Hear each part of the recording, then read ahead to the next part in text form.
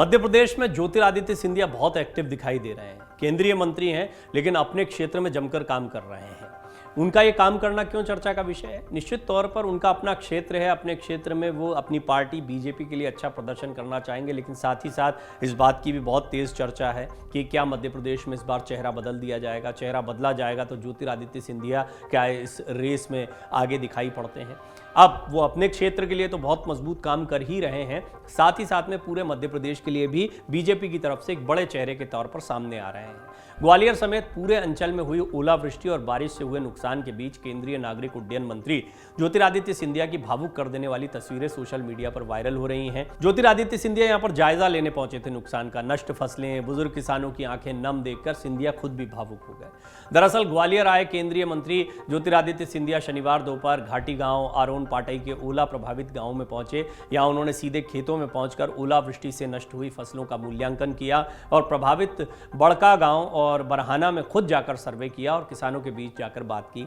सिंधिया ने कहा, अन्नदाताओं की पूरी मदद की जाएगी। 48 घंटे में पूरा सर्वे करने के निर्देश दिए हैं। यहां महाराज भी कहा जाता है ज्योतिरादित्य सिंधिया को, और महाराज कहकर ही संबोधित करते हैं गांव के लोग। महाराज कहते हुए गांव के बुजुर्गों ने अपने ऊपर आई आपदा की गंभीरता के बारे में उन्हें बताया, लेकिन खराब फसलों और बुजुर्ग किसानों की आंखें नम देखकर सिंधिया भी भावुक दिखाई पड़े।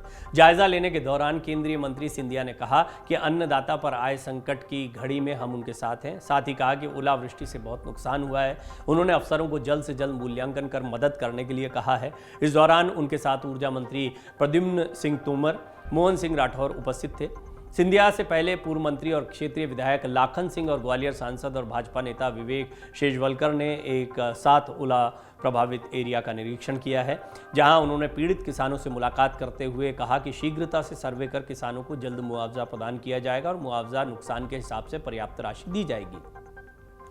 सिंधिया ने अपने कार्यकर्ताओं के साथ ओलावृष्टि से प्रभावित गांवों का दौरा कर नुकसान का जायजा लिया है। किसानों ने उन्हें बताया कि पिछले 2 दिनों से मौसम ने करवट बदली और मौसम का ये मिजाज हम किसानों के लिए दुखदाई बन गया है। आंधी तूफान के साथ हुई बारिश और ओलावृष्टि ने किसानों के मुंह का निवाला छीन लिया। बारिश और ओलावृष्टि से फसलों में भारी नुकसान नजर आ रहा है। किसानों के खेतों में खड़ी और कटी फसल पूर्ण रूप से नष्ट हो चुकी है। इसको लेकर किसान असहाय महसूस कर रहा है। इस पर केंद्रीय मंत्री सिंधिया ने उन्हें विश्वास दिलाया कि भाजपा सरकार के साथ है, इसलिए मैं खुद यहां नुकसान का मूल्यांकन करने आया हूं। यहां सिंधिया ने दावा किया कि एक एक किसान को मुआवजा दिया जाएगा। केंद्रीय नागरिक उड्डयन मंत्री ज्योतिरादित्य सिंधिया ने शनिवार को कहा, मेरी न तो किसी से दोस्ती है और न दुश्मनी। सिंधिया राज परिवार का इतिहास इसका गवाह है। हमारा एक ही मकसद है, जनसेवा।